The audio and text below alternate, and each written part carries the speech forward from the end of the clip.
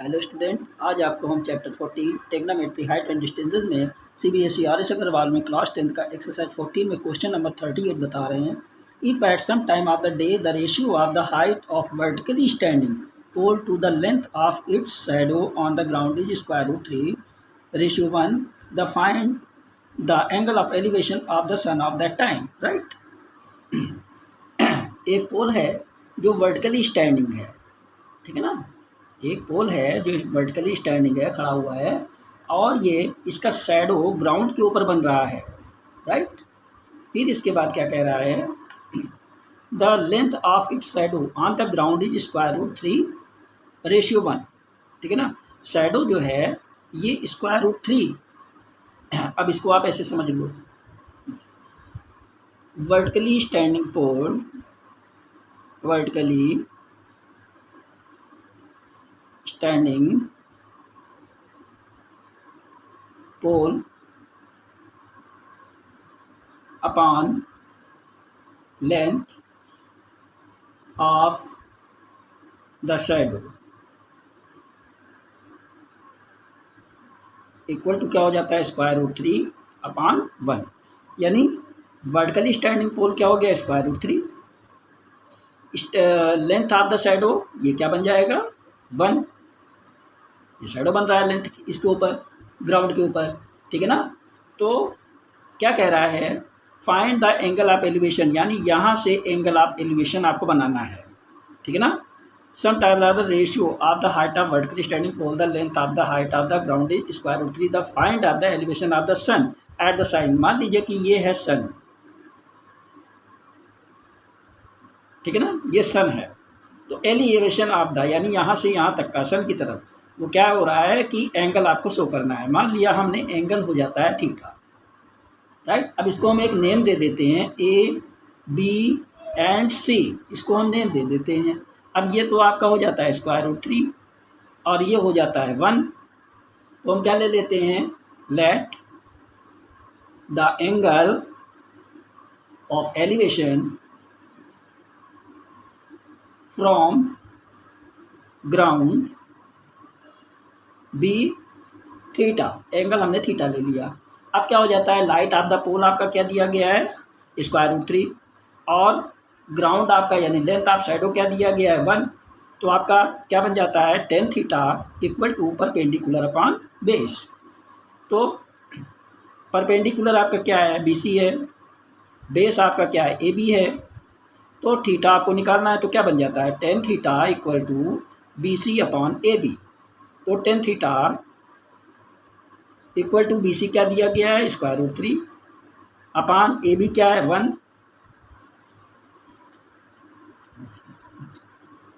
तो क्या बन गया, इसको इधर मल्टीप्लाई कर दीजिए, tan theta into 1 equal to square root 3।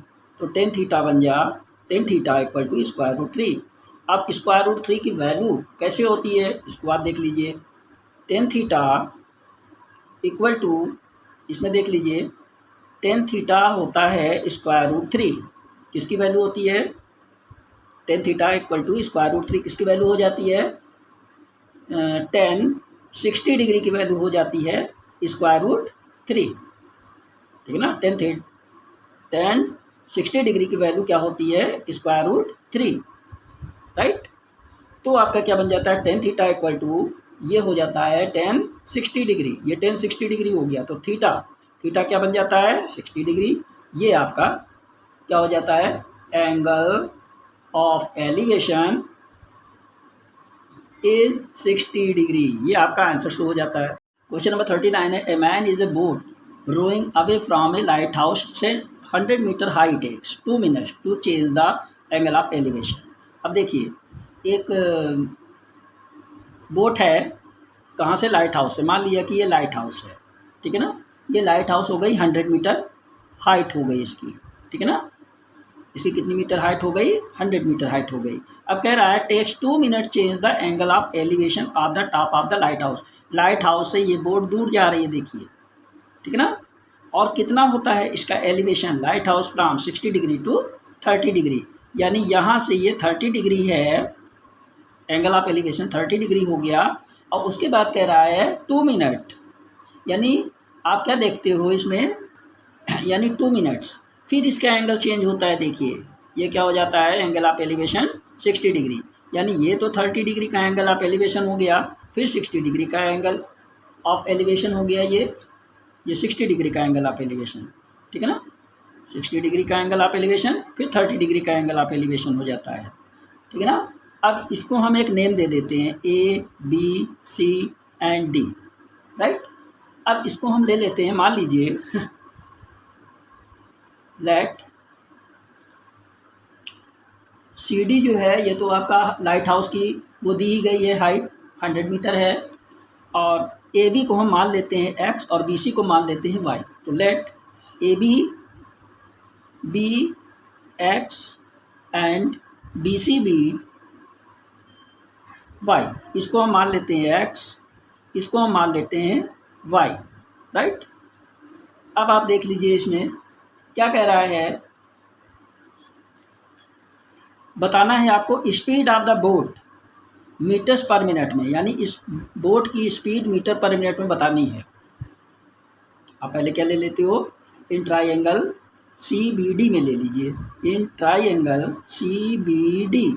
अब इसके अंदर क्या है, परपेंडिकुलर दिया गया, बेस दिया गया है। आपने लिखा tan theta equal to perpendicular upon base, perpendicular आपका क्या हो गया सी डी, बेस क्या हो गया B C, tan theta, theta की जगह 60 degree, tan 60 degree, C D हो गया आपका 100 और बी सी हो गया आपका वाई।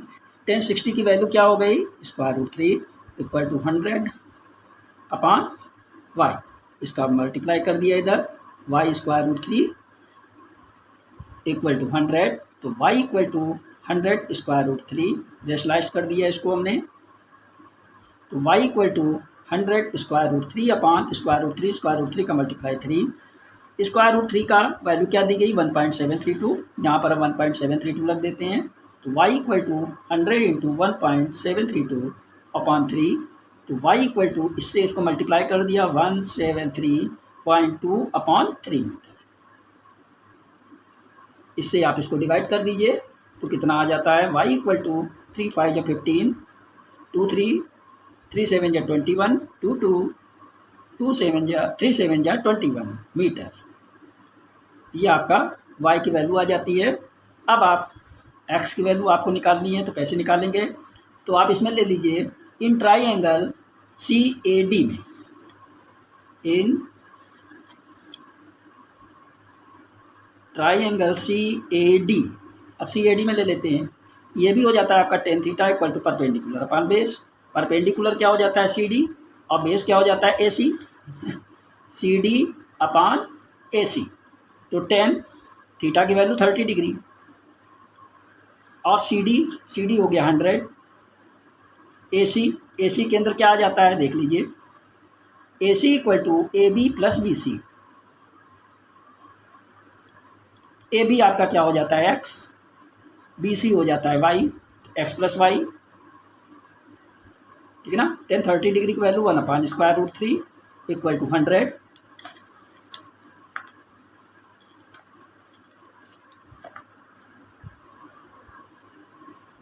अपॉन एक्स की वैल्यू तो निकली नहीं है, प्लस वाई की वैल्यू निकली हुई है 57.7, इसको क्रॉस मल्टीप्लिकेशन कर देते हैं, तो क्या हो गया x प्लस 57.7 बन जा x प्लस 57.7 इक्वल टू 100 √3, √3 की वैल्यू रख देते हैं, x plus 57.7 equal to 100 into √3 की वैल्यू कितनी है 1.732, यहाँ पर लिख देते हैं 1.732, x plus 57.7 equal to multiply कर दिया तो कितना हो गया 173.2, x इक्वल टू 173.2, ये प्लस में इस साइड पे गया तो minus 57.7, x equal to minus कर देते हैं इसको 12 माइनस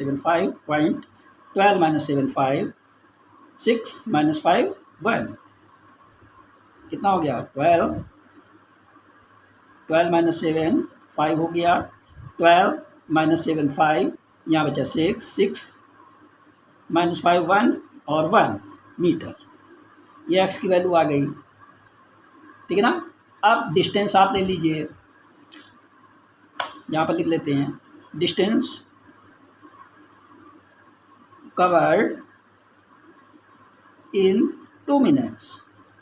डिस्टेंस कवर करेगा 2 मिनट में। कितना कर रहा है कवर? 115.5 मीटर, ठीक है ना, 115.5 मीटर ये कवर करता है। तो क्या हो जाता है, स्पीड क्या हो जाती है, speed equal to speed of the boat equal to क्या हो जाएगा, डिस्टेंस अपॉन टाइम। डिस्टेंस आपकी आ गई है 115.5 मीटर और टाइम आपका कितना दिया गया है, टाइम आपका 2 मिनट है, 2 मिनट में आया है।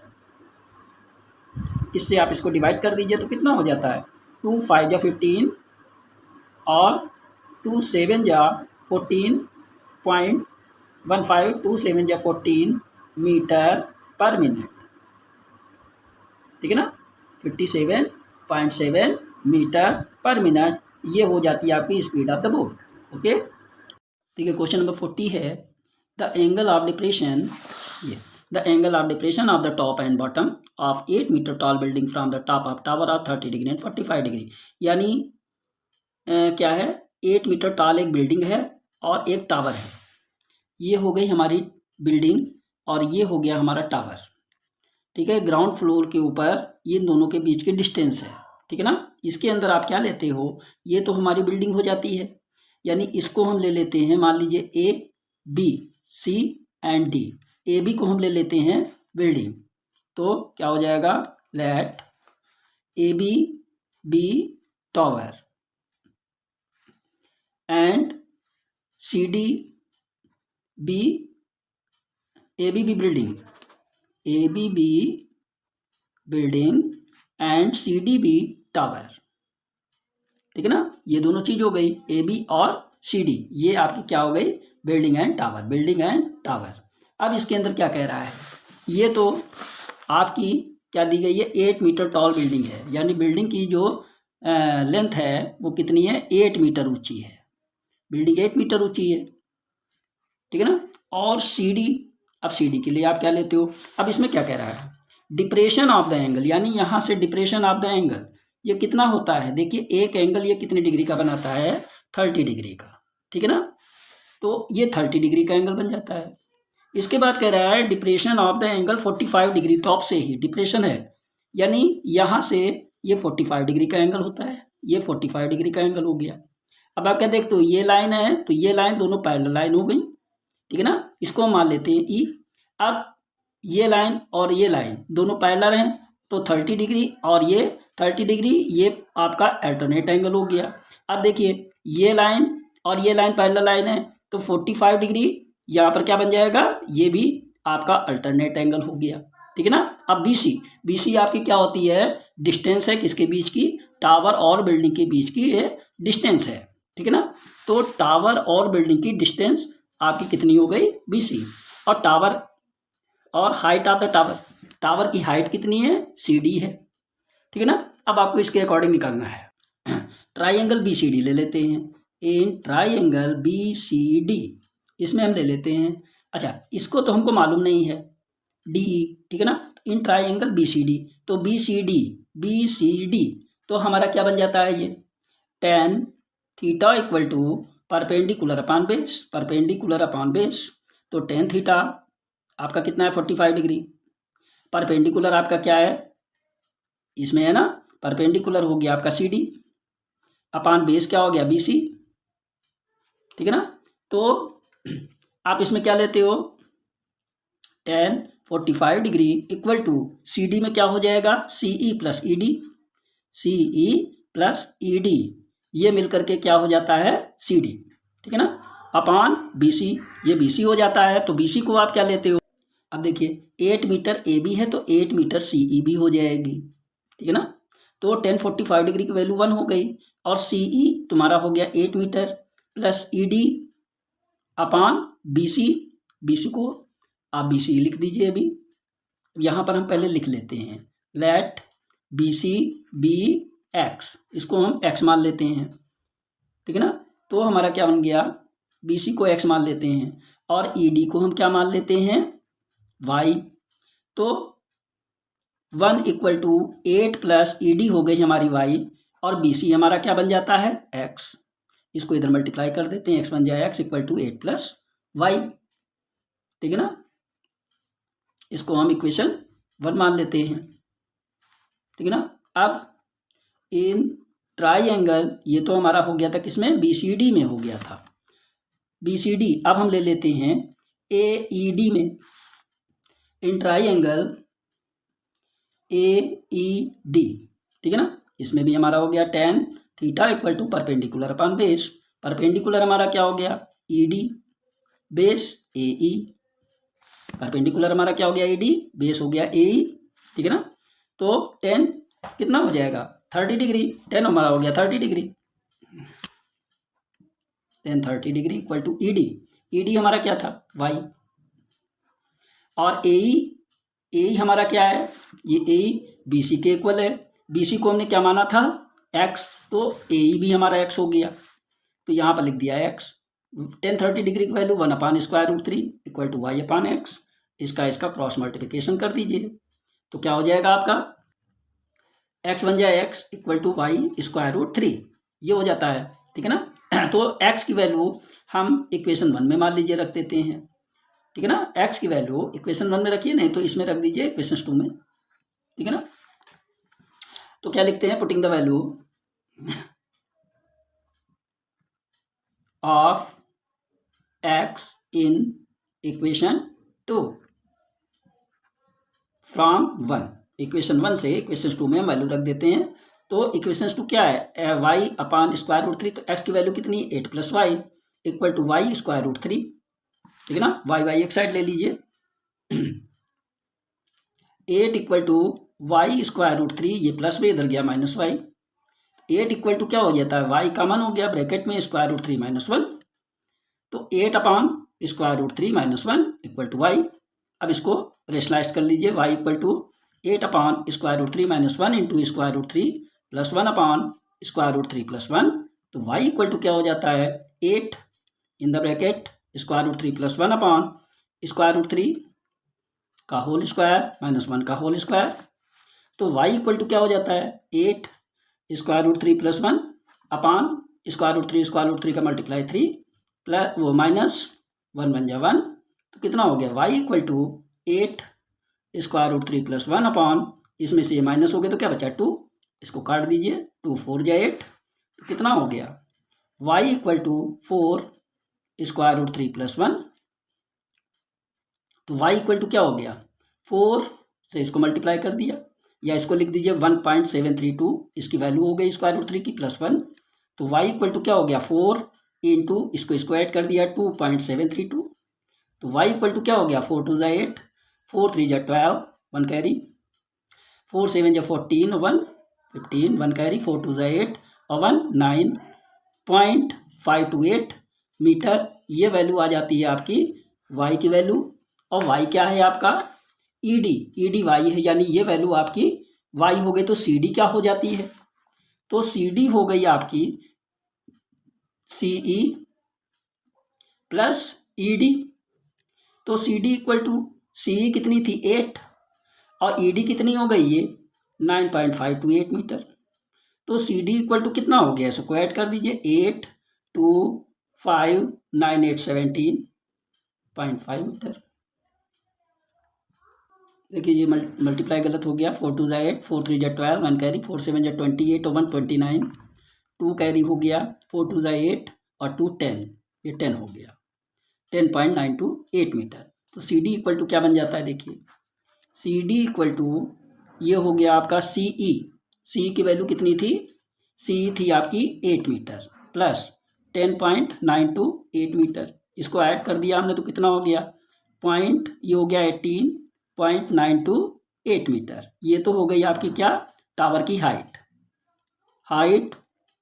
Of tower is 18.928 metre. अब आपको क्या बताना है, अब आपको बताना है इसके अंदर distance between tower and building. अब आप इसको ले लीजिए, क्या लेते हैं देख लीजिए, distance between tower and building, tower और बिल्डिंग की दूरी डिस्टेंस कितनी है, इसको आप ले लीजिए, ये हो गया आपका BC, ठीक है ना, BC इक्वल टू क्या हो जाता है, BC को ABB बिल्डिंग हो गई और CDB टावर हो गई, ABB बिल्डिंग हो गई और CDB टावर हो गया था, तो BC इक्वल टू क्या बन जाता है, इसको आप देख लीजिए। तो BC हमारा क्या था, BC था हमारा x, यानी BC हमारी क्या थी x, x equal to 8 + y होता है, यानी BC इक्वल टू x, तो x इक्वल टू क्या हो गया 8 + y, x equal to 8 + y की वैल्यू हमारी कितनी आई थी, इसको देख लीजिए, y की वैल्यू आई 10.98 मीटर, इसको हमने ऐड कर दिया तो कितना हो गया 18.928 मीटर, यानी BC, ये जो BC है ये हमारी कितनी हो गई, इसको बोल दिया हमने टावर से बिल्डिंग के बीच की दूरी, ये कितनी हो गई, distance of tower and building, इन दोनों के बीच की डिस्टेंस कितनी हो गई 18.928 मीटर, राइट। ये हमारा क्वेश्चन सॉल्व हो जाता है, ओके।